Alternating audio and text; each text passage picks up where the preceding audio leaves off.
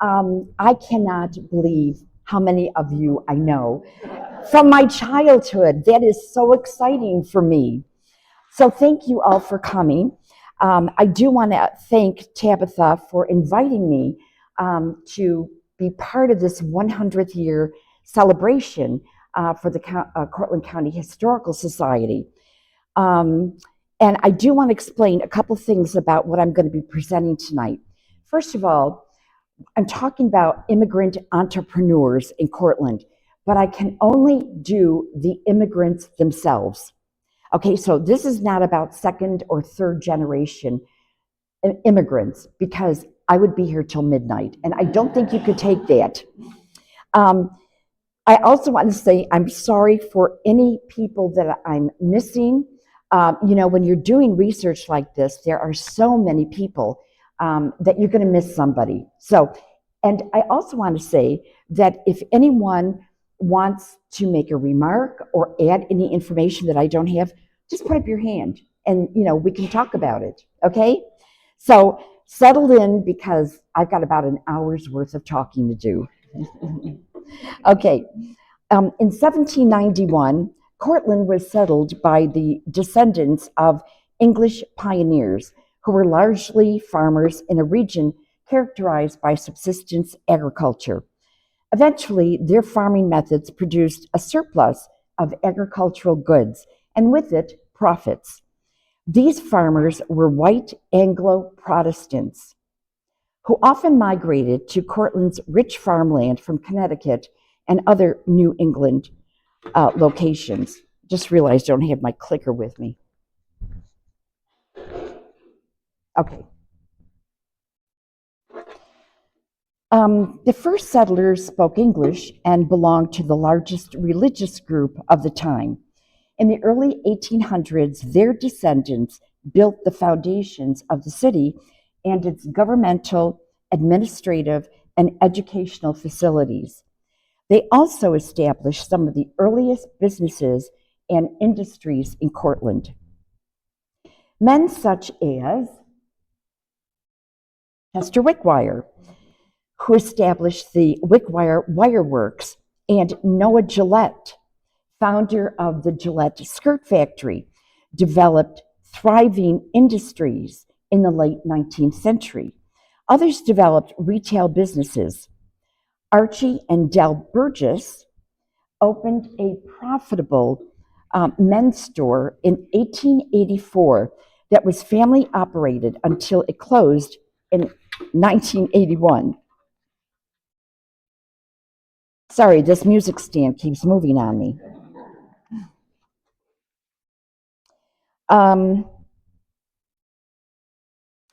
Let's see. David Wallace, a book dealer, was duly noted as a capitalist in 1890, and Henry Hubbard was a dry goods merchant. With the advent of industrialization, railroads, and manufacturing, Cortland began to grow, and just about the time it was made a village in 1853, a new group of people had begun to put down roots in Cortland, the Irish, many of whom were the better off sort, looking for rich agricultural land unavailable in Ireland. Numerous pre-famine Irish immigrants were farmers and settled in Homer and rural Solon, where by 1850 they constituted 8% of the population and owned 14% of the farms. Many other Irish immigrants were skilled, literate, and had an ample amount of money when they migrated. Several Irish-born immigrants became business proprietors in the mid-19th century. John Conway operated a saloon, Michael Cleary a florist shop. James Marr owned a clothing store, and John Dowd managed the St. Charles Hotel. Jerry O'Leary and John started a funeral business with Edward McAvoy in 1890, an enterprise that remained a Cortland fixture for over a century.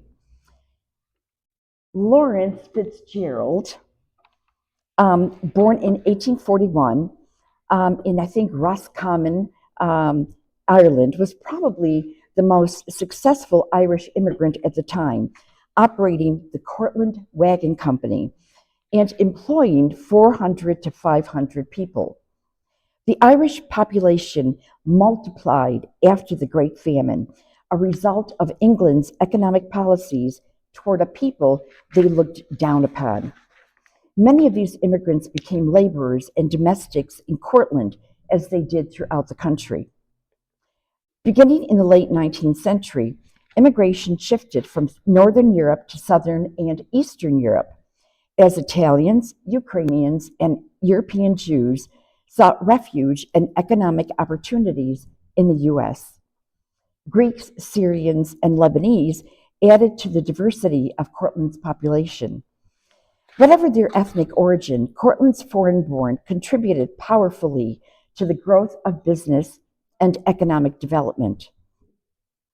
However, it was not a simple procedure to get into the U.S. at this time. There's a couple of times I'm going to step away from my script and explain a few things about immigration policies and immigration laws. At this time, there were a lot of rules and regulations that really said who could come in and who couldn't come in to the United States. For one thing, all immigrants had to have a sponsor. Does anybody know what that means, to have a sponsor? Yeah, sure. Go ahead, Mark. You had somebody here that was willing to take you in. Exactly. Somebody here in the United States who is willing to vouch for you.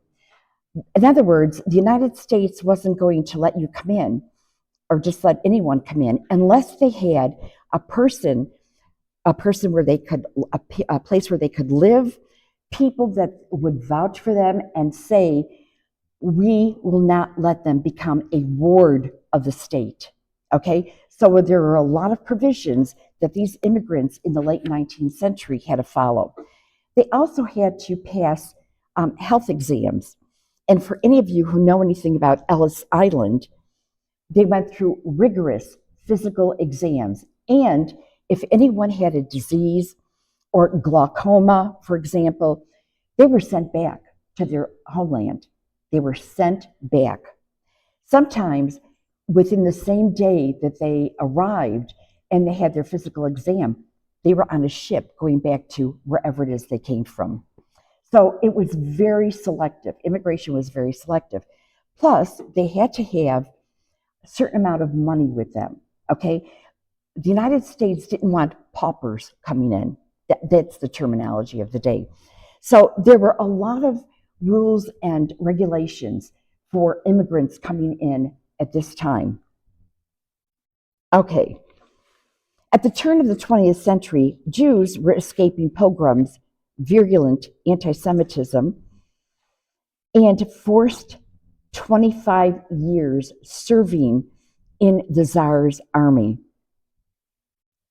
This applies to the Jews within the Russian Empire, including Poland, Latvia, Lithuania, and what they referred to it at the time as the Ukraine. Large numbers of Jews emigrated from the Ukraine, not only to escape persecution, but for better economic opportunities. For most Jewish migrants, Cortland was a secondary destination after having settled first in places like New York City or Brooklyn. Two of the earliest Jewish immigrants in Cortland were Isaac Zeligman and Samuel Bronstein, who earned their living by peddling goods. Peddling was an attractive option for immigrants because it required little command of the English language or large amounts of capital. After starting out as a peddler of dry goods, Samuel Bronstein served enough money to buy his own clothing store. As Cortland continued to grow, Jewish immigrants piggybacked off the economic developments occurring in the city to establish a niche as retail merchants. The 1920s were good years for Cortland business people, as they were for the country at large.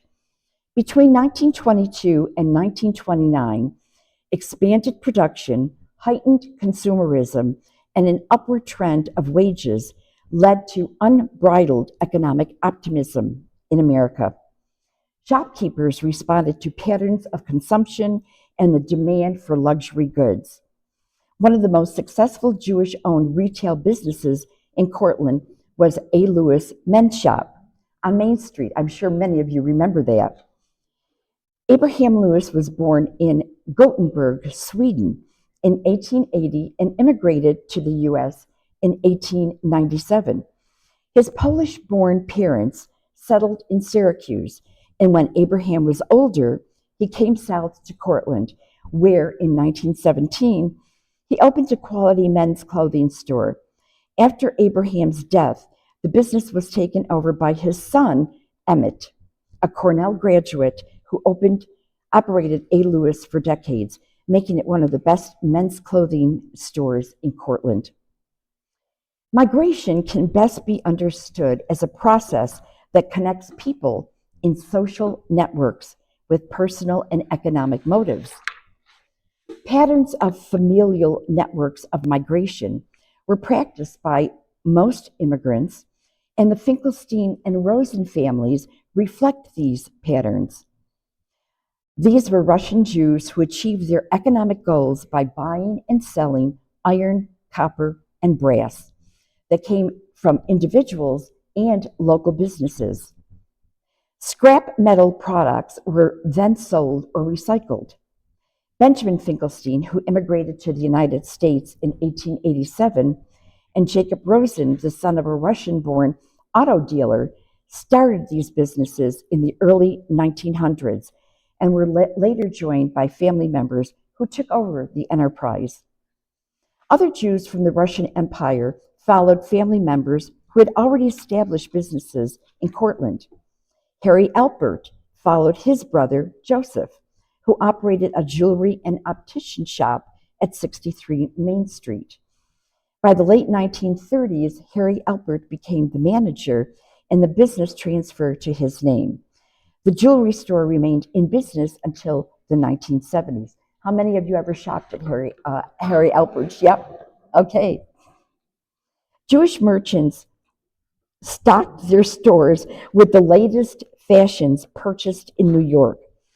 One of the most fashionable women's stores in Cortland, beginning in the 1930s, was Leonard's Style Shop.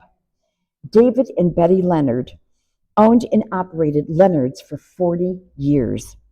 Betty was born in Russia in 1904 and was manager and partner in the clothing business with her husband. She was a formidable woman who staked out her position as partner in a thriving establishment.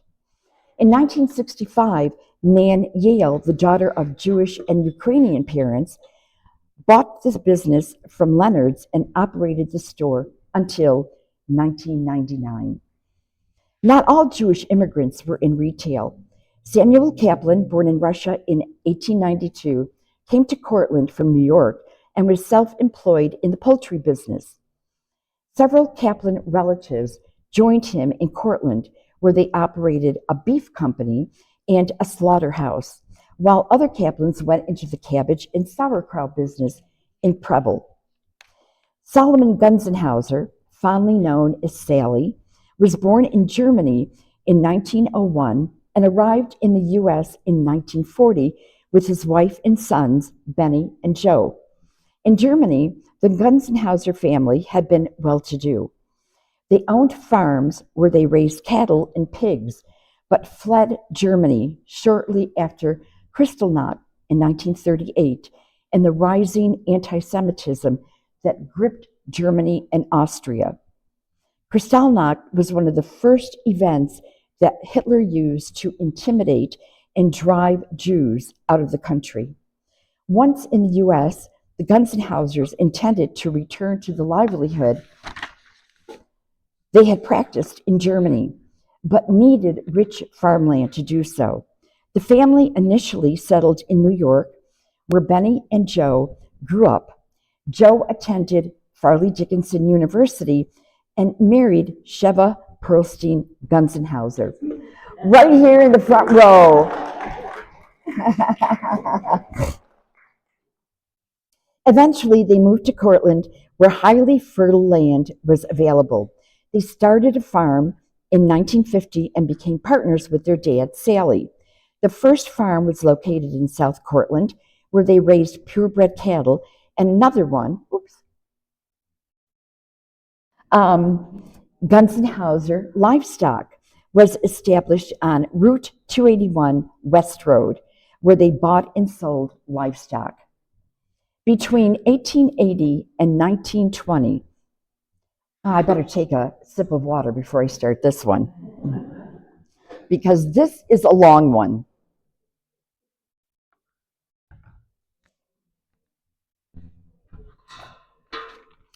Between 1880 and 1920, 4 million Italians immigrated to the United States, making it the largest immigrant wave to come to the United States. Italians were also the largest immigrant group to settle in Cortland.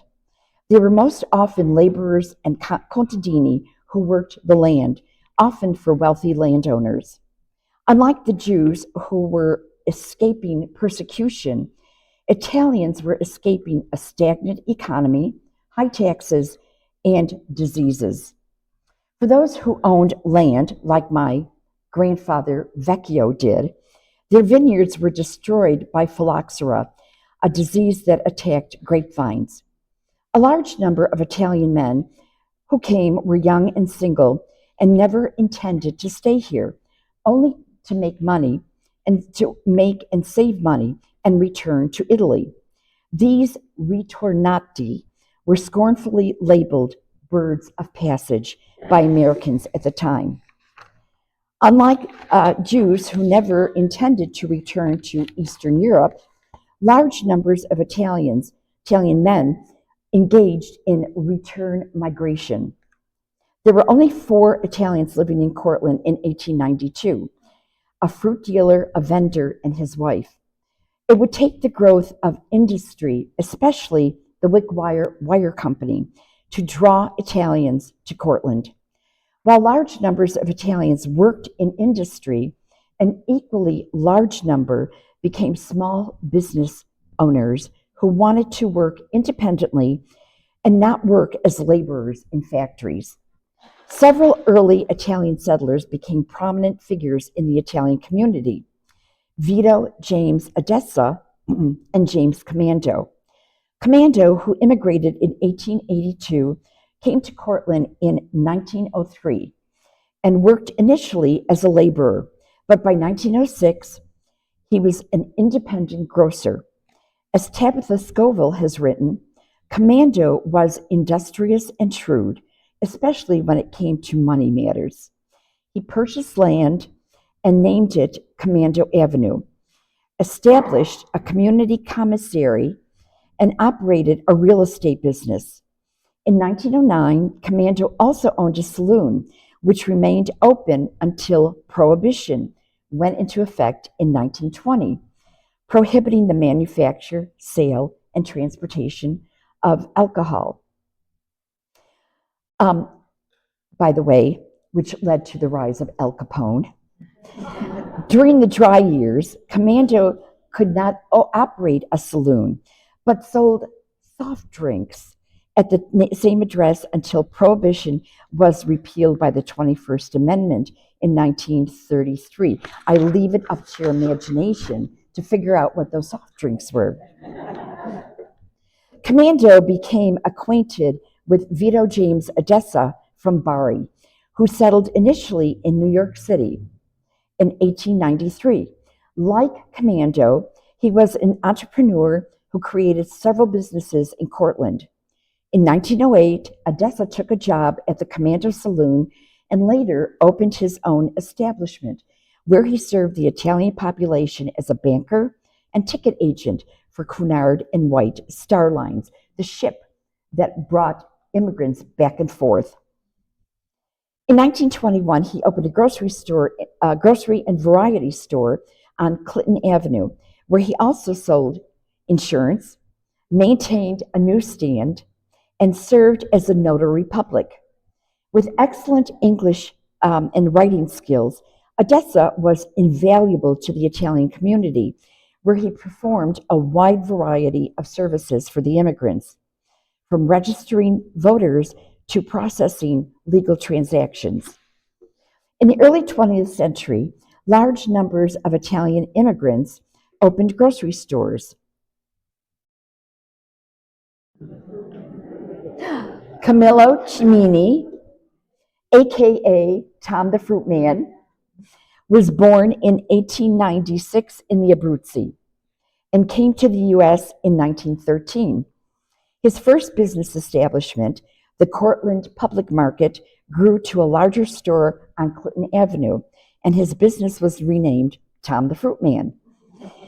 He and his wife, Frances, expanded their line of goods from fruits and vegetables to meats and other groceries.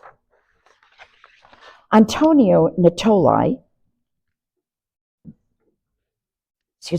born in Italy in 1864, was a fruit and vegetable merchant on Main Street, where his brother, Antonio, worked as a clerk. Bartolo worked as a clerk. Italians operated grocery stores more than any other business in the early years of the 20th century. These were essential to the immigrant community in an era before large grocery stores existed with a wide variety of ethnic foods. Joseph Tucci, born in Italy in 1875, immigrated to the U.S. in 1898. Described as short and stout, Tucci initially started a grocery business on Pomeroy Street, but soon became a baker, a business that would pass to other family members. While on bakery deliveries to outlying areas, Joe Tucci would buy and bring back 100 proof alcohol from the country stills and sell it to his primarily Ukrainian customers. With his young son, Johnny, they delivered fresh Italian bread. Do you remember those? Yeah, that you bought the Italian bread in? Yeah.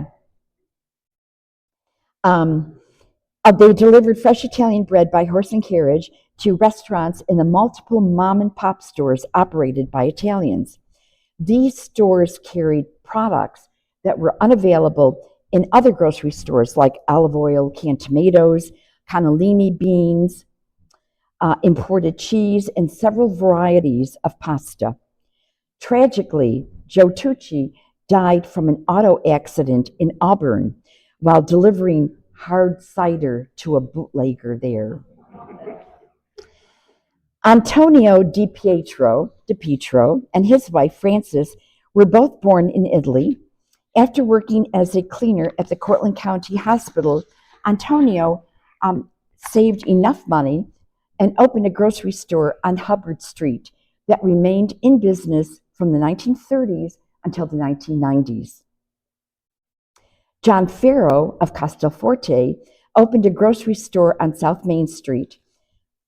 Shortly after arriving in Cortland, his wife, Carmela, from the same town, continued to manage the store after her husband's death while raising 6 children. Salvador Along, another Elm Street resident, started out as a peddler, saved money, and opened Along's Market. Like many of the other mom and pop stores, it operated out of their home. One of the largest runs in a family grocery business began with an Italian immigrant, Angelo Natoli, who started out as a meat cutter. Oh, there he is. As a meat cutter. And then opened his own retail grocery store on Port Watson Street. A lot of businesses on Port Watson Street. The business was then taken over by another family member, Frank Biviano. Yeah, Frank Biviano. And then later by his son, John Biviano, who operated 2 stores, Biviano's Market on Port Watson Street and Viviano's Stop and Shop on Tompkins Street. Uh-oh, sorry about that. I skipped one. That's the latest Viviano market. Okay, Peter Cheruto, was a native of the Abruzzi. According to Karen Pace Pierce in her article in Volume 4 of Cortland Remembers, he worked hard, saved his money, and purchased a 6-apartment house on South Main Street. He later bought Bari Imports, located on East Avenue, in 1968. The former owner, Leonard Giacovelli, who immigrated from Bari, initially settled in Broome County, where he opened a grocery store and later became proprietor of the Endicott Importing Company before moving to Cortland in the 1930s. In addition to operating the Bari Importing Company on East Ave, I hope people remember this. Does anybody remember Leonard Giacovelli's truck that went around the Italian neighborhoods and sold chickens from the trucks? Yeah, he was still around when I was a little girl. He used to they used to call him Spaghetti. Is that right? Spaghetti. I would stay at my grandmother's a lot on Scammell Street. And she'd always say, hurry up, Spaghetti's coming. And we would run out and pick out a chicken, and she would go home and slaughter it. And we would have fresh chicken that night. Okay, I love these memories. Cheruto bought the business, and after 8 years as a wholesaler, moved the establishment to South Main Street and renamed it Domario Importing, where he and his wife, Francesca, assisted by Elsie Berardi, operated the business. It became a specialty store catering to Italians and other ethnic groups in Cortland until it closed in 1986. And his daughters are here tonight. Yeah, right there. Yeah. Several immigrants who trained as tailors, cobblers, and barbers in Italy opened shops and continued their craft in Cortland. Vincenzo Bisaccia operated a shoe repair shop on Port Watson Street, and Christopher Calabro owned one on Clinton Avenue. Philip Sardo, who had trained as a tailor in Italy, arrived in Cortland in the early 1920s and found a job at a local tailor shop. He later opened his own business, Sardo's Custom Tailor Shop, where he also made garments. His wife, Concetta, learned the tailoring business from her husband and assisted him in the shop. Any Sardos here tonight? No, okay. Italian barbers proliferated in Cortland. Nick D'Adamio, operated a barber shop on Elm Street beginning in the 1920s, while Guy, sorry, I hate it when this happens. Oh, okay, I'm sorry, I don't know what happened to Guy. Oh no, this is a great picture too. Maybe it's got mixed up and I'll come across it. Okay. Okay, I'm sorry about that. I hope it pops up someplace. So Guy Passeri was a native of Chicano, opened several barber shops before running the East Side Sports Shop, where he sold boats and motors. A savvy businessman, Passeri was also a musician who played guitar with the Cosmo Boys Orchestra in the 1940s, and later the clarinet with the Old Timers Band. And his two daughters are here tonight as well, Adrian and Stephanie. Of all the Italian businesses, nothing had as great an impact on the Cortland community as Italian restaurants. Italian restaurants were ubiquitous and provided the best food the city had to offer. And it was not just Italians who frequented them. The entire community seemed to love Italian food. Michael DiStefano, whose anglicized name is Stevens, migrated from Italy in 1907 and initially worked in Cortland as a carpenter. By the 1930s, he was proprietor of the Palace Diner, which became known as Stevens Diner, right here. And this is probably him behind the counter. Yeah. And his grandson is here tonight.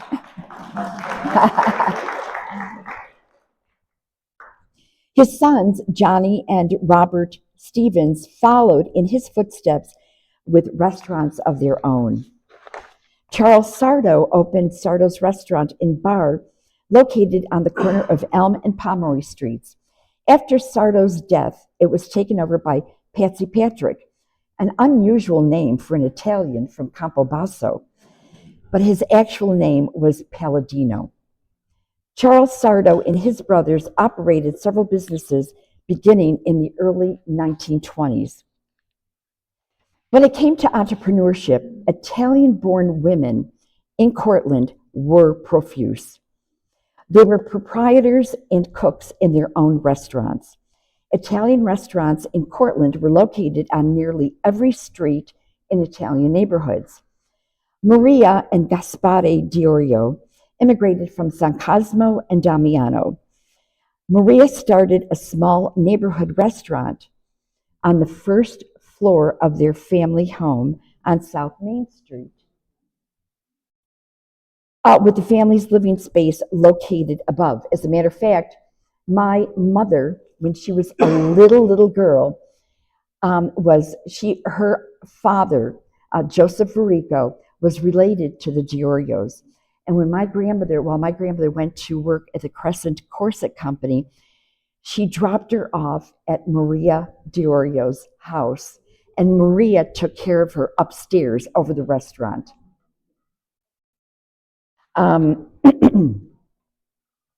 The restaurant was established when Gaspari decided to turn his butcher shop into a restaurant and bar. But he could not get a liquor license because he had been convicted of bootlegging during Prohibition. You see a pattern here? Maria applied for the restaurant and bar license in her name, and the Melody Land opened in 1922, and 93 years later, it is still one of the best Italian restaurants in town, under the skilled, right. Tisa Harrison, I just ate there the other night. 93 years later, it is still one of the best Italian restaurants in town, under the skilled hands of the third and fourth generations of the Diorio family, Maria Diorio Rutano and her daughter, Lisa Rutano. As in so many other Italian families, the skill and love of cooking passed from parent to child, even to the grandchildren. Dominic and Caesar Calvani, both from Scrugula, opened Caesar's Restaurant in 1934 on Port Watson Street. Again, social networks drew them to Cortland, where they were paesani with the Bertinis, who opened the Lido in 1935. Karen Pace Pierce, whose mom and grandmother operated Caesar's, recollects that they served up spaghetti and meatballs for 10 cents a plate, along with other Italian dishes. Calvani's restaurant closed in the early 50s, and Karen is with us. And Karen actually worked, you were a little girl, right? She used to help.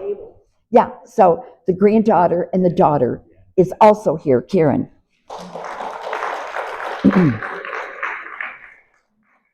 The Lido, located on Port Watson Street, was started by Ambrosio Bertini, another immigrant from Scrugula. It remained in business for decades, serving delicious Italian food. Maria Patriarco of Casaforte, operated a bar and luncheonette on Owego Street. Male, I'm sorry, I got to take another drink. I'm getting hoarse.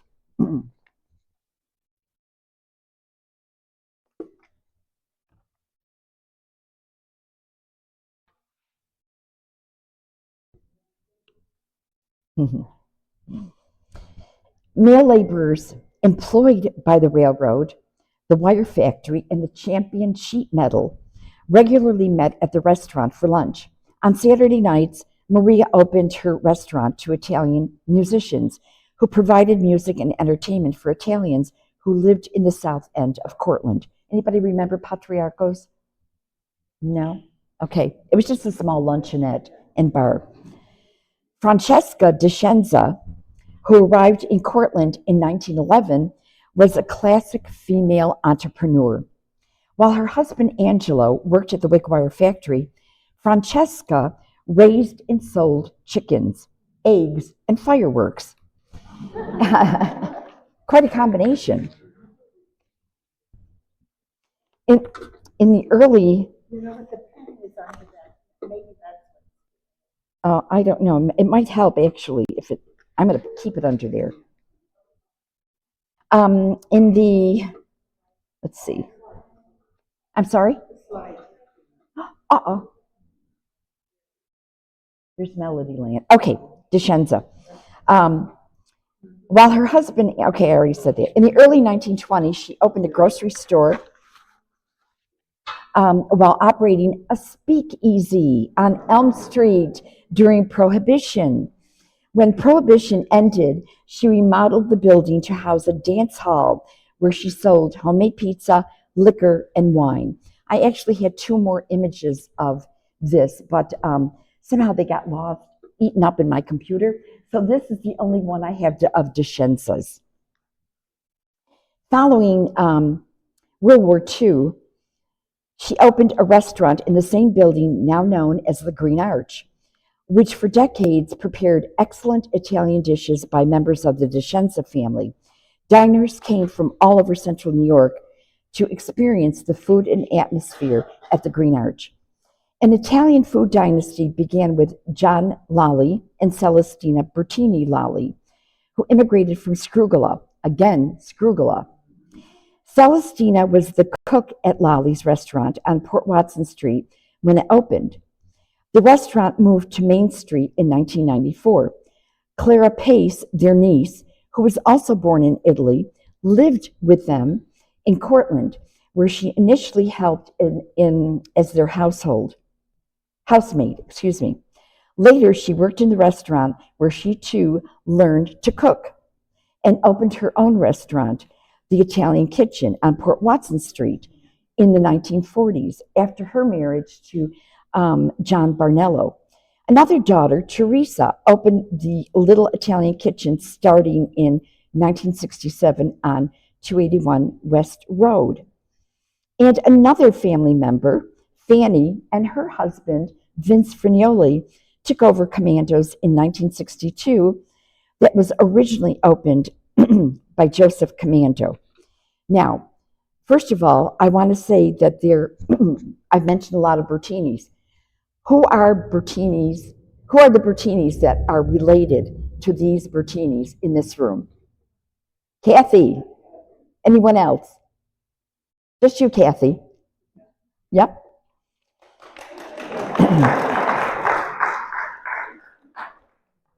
Okay, now I want you to take a look at this picture. Tell me if you recognize these people and who they are. Oh, shoot. Okay. Pauline's on the left, Clara's next, Blanche is in the middle, Teresa, and then Fanny. And Fanny. So these are the Pace sisters. The Pace sisters. And let's see, we've got a different Pace family here. You weren't related to this. Oh, yeah, okay. Karen, okay, good. All right. Now, I don't know, I must be. Okay, now we're going on to the Pace brothers. The three Pace brothers, Dom, Ethan, and Tony Pace, operated Dom's Grill. Can you tell me which one is which? John is the first one, Michael in the middle, and Michael. Yep, okay. Okay. Dom's Grill was a favorite hangout for Cortland State students in the 1990s. Oops, sorry. That's the one I wanted you to show. In addition to serving pasta, steaks, and seafood, it was a successful venue for wedding receptions and banquets. During World War II, when all three brothers were serving in the armed forces, their son, Ethan, and that is Adeline and Marco, and your grandparents, Keith, Mark, and who else? And Karen. Karen, who else? Bobby. Okay, Bobby's father was Ethan, and they are all the grandchildren, children and grandchildren of the Paces, the Pace family. So thank you for joining us, Paces.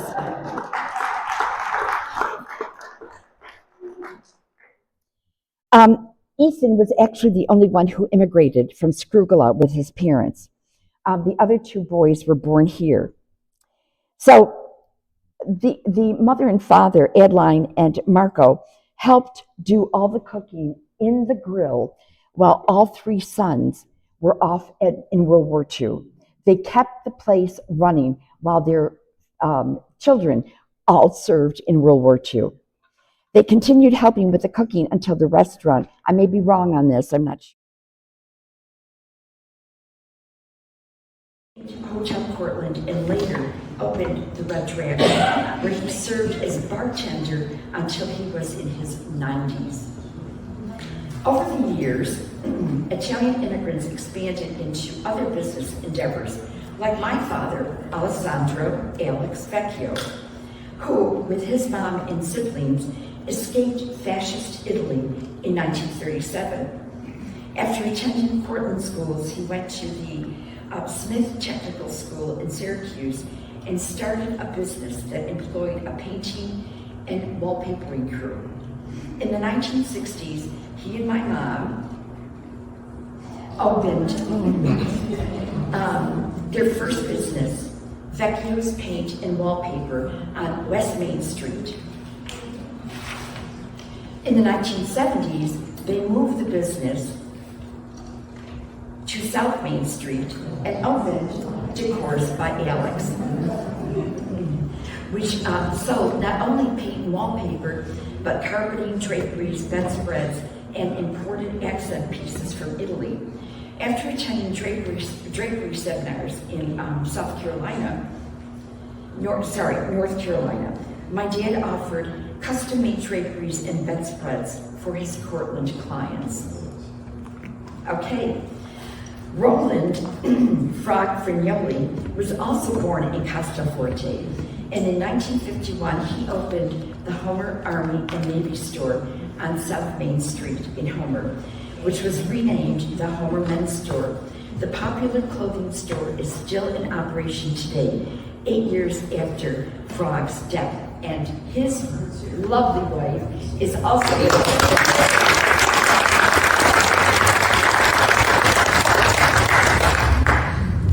As a result of the destruction Italy suffered during World War II, a later wave of Italians immigrated to the United States following the war. This included 2 young women and their family from Bari in the 1950s.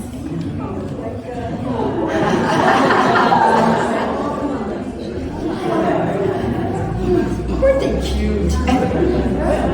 Oh, I got it. Connie and Julia Caricato became successful businesswomen in Cortland, offering stylish clothes as well as stylish hairdos. Connie graduated from Pauldine School of Beauty and was employed by several salons before she opened her own on Central Ave.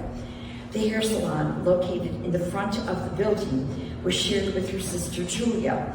who occupied a business in the rear of the building.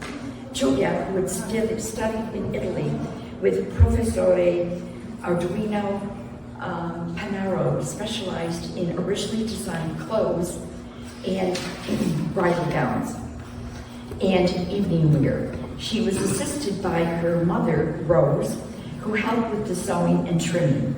Connie's successful business outgrew the Central Avenue location, and later she moved to 64 Main Street, where Connie Gamble's boutiques expanding staff and offerings included manicures, pedicures, and skincare.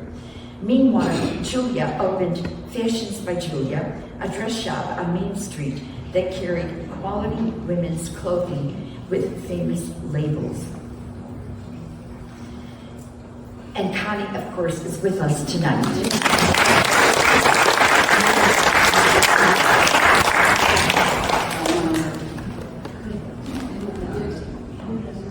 Yes, they would help us. Thank you, Phil. Okay, now I'm going to go off script again for a few minutes. Is everybody hanging in here? Yeah. All right. Okay. You notice that most of the immigrants I've been talking about so far, and the next group will be Greeks. I might be able to hear me.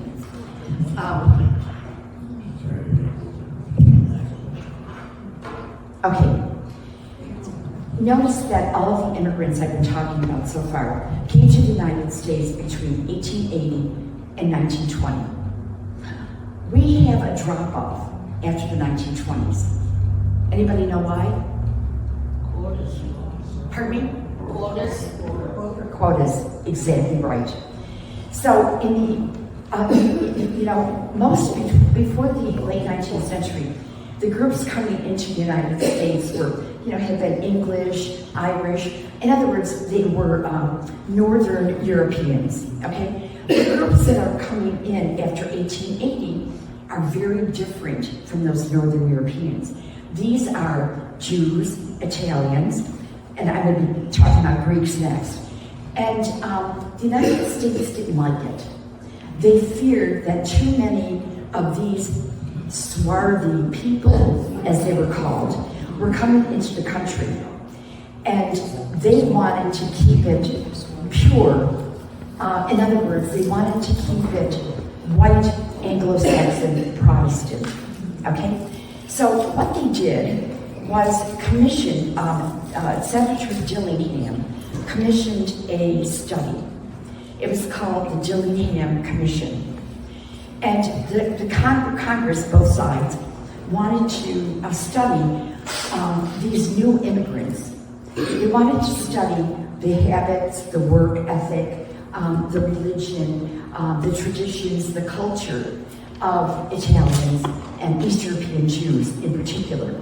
Those are the two groups they really had it in for, okay? So the Dillingham Commission more or less concluded that these new immigrants could never assimilate.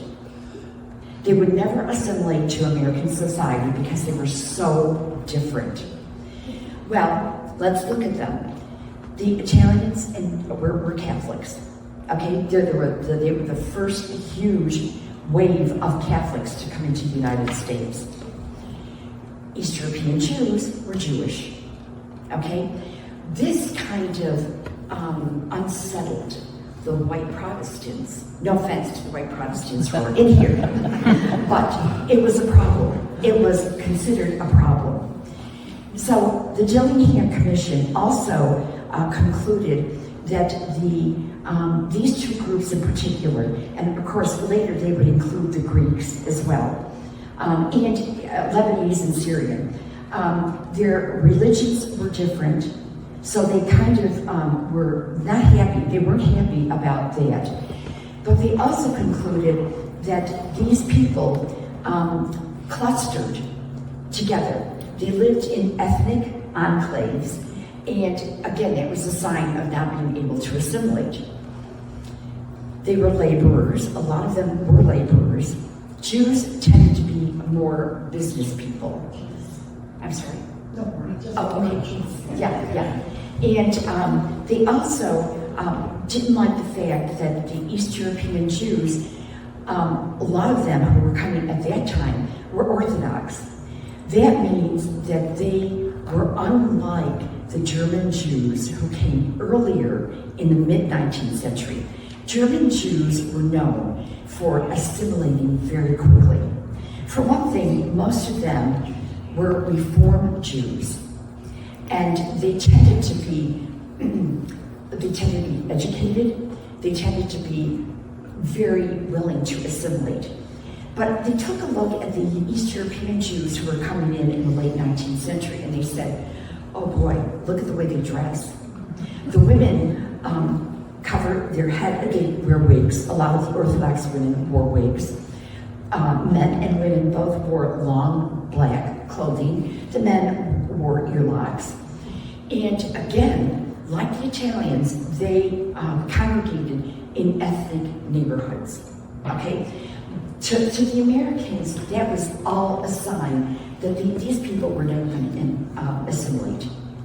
So the conclusion of the Dillingham Commission was very powerful because it defined the immigration policies for the next several decades. In 1924, the Johnson-Reed Act was passed. This act basically cut Italian and Jewish immigration. Of course, they didn't say Jewish, they just said East European immigration. It brought it down to a trickle. So, for instance, they would take up a certain percentage of Italians who were here in 1880 and say only 3% of them can come in from now on. So that dramatically reduced the number of Italians and the number of East European Jews who could come to the United States. This begins, and of course Chinese were completely outlawed. They couldn't come in at all. So this begins decades of discrimination toward certain immigrants. Now, here's one of the negative results of this, besides the obvious. When the Jews were trying to escape Germany, Austria, and Nazi-occupied lands during World War II, they had nowhere to go. And sadly, tragically, the United States didn't allow them to come in because we had a quota, and there was nothing that anybody could do to change that quota. It had to be done by an act of Congress. Nobody wanted more Italians, nobody wanted more Jews. And I mean, when you think about, we knew, a lot of people say, oh, we didn't know what was happening to the Jews. We knew. Americans knew what was happening to the Jews in Europe. They even knew when they were being sent to the gas chambers. If we didn't have such stringent rules, hundreds of thousands of Jews would have been able to immigrate to the United States. So they couldn't because nobody wanted to change the laws, and furthermore, our State Department was very anti-Semitic. That's another lecture sometime. But anyway, that's why we have a sharp decline in European immigration, especially from Southern and Eastern Europe. After 1924, you're not going to find these groups of immigrants coming in until Harry Truman relaxes the laws after World War II. And he starts opening them up again, opening immigration up to Italians. Like Connie, I don't know what it was like when you came here, but they were just starting to let Italians back in the country in the 1950s. Of course, your father was already here, so he would have had an exemption because family reunification would override the immigration laws. So after World War II, we see a few more of these people coming in, but the immigration laws didn't change dramatically until the 1960s. Any questions about that? Or comments?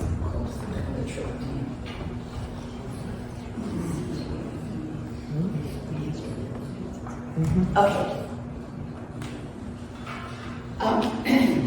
Between 1890 and 1924, Greeks immigrated to the United States in large numbers. Some went to western states to work on the railroads. Others went to the Northeast to work in textiles and shoe factories. The Greeks who came to Cortland were entrepreneurs who established ice cream parlors and confectionaries. Born in Gorista, Sparta, Greece in 1880, James Zaharis, K. Zaharis' maternal grandfather, immigrated in the 1890s. By 1898, he owned and operated the Zaharis Candy Company, where he sold ice cream, fruits, and confections. The candy company specialized in homemade chocolates, bonbons, ice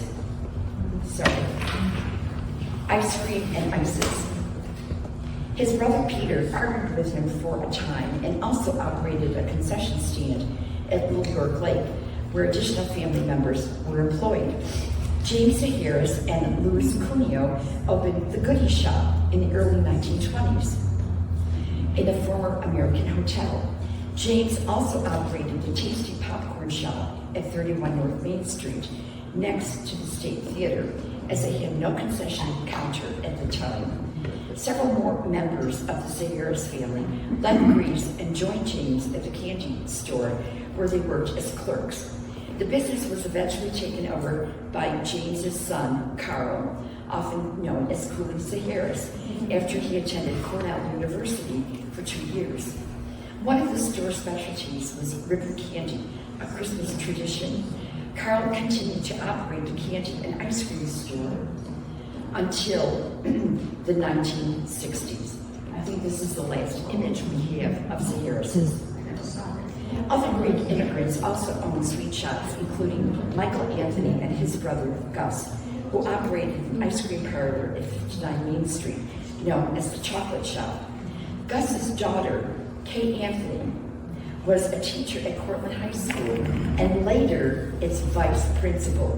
How many of you remember Mrs. Anthony? Yeah. Okay, and tonight Kay is with us, the daughter of Carl and the granddaughter of James, who started all of this.